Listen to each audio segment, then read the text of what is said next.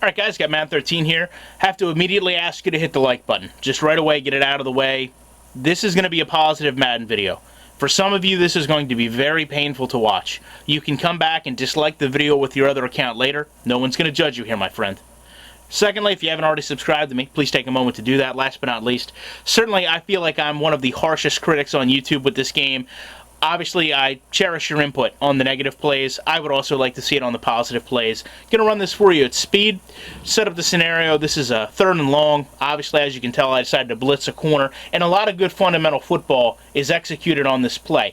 What I want you guys to primarily take from this video is that this is not the standard gameplay that we see out of Madden. It should be, but it's not. It's capable of this type of simulation, but it does it with so much infrequency that these videos can sometimes be few and far between.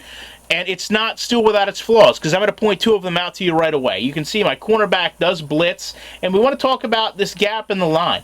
You know, and the reason is there's still fundamental flaws with the offensive line. You see DeBrickashaw Ferguson here walks out. You see him walk out right there to engage with Dwight Freeney. Offensive linemen need to stay home.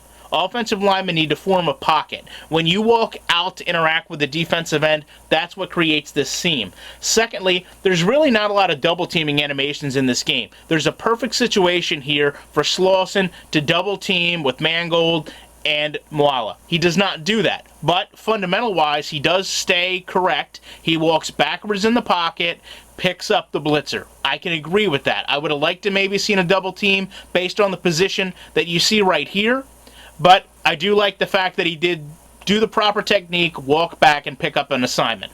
Robert Mathis comes over here, kind of hurdles the fullback or halfback that stays in the block, and you can see the game makes a very good decision to throw a rushed pass into single coverage from the side that I blitzed from. Again, fundamental football. Now we're going to go over here, take a look at Curley and Antoine Bethea. I like the fact that position is respected. You can see Bethea has the inside here as the route develops. Even though I take over user control, he maintains inside position.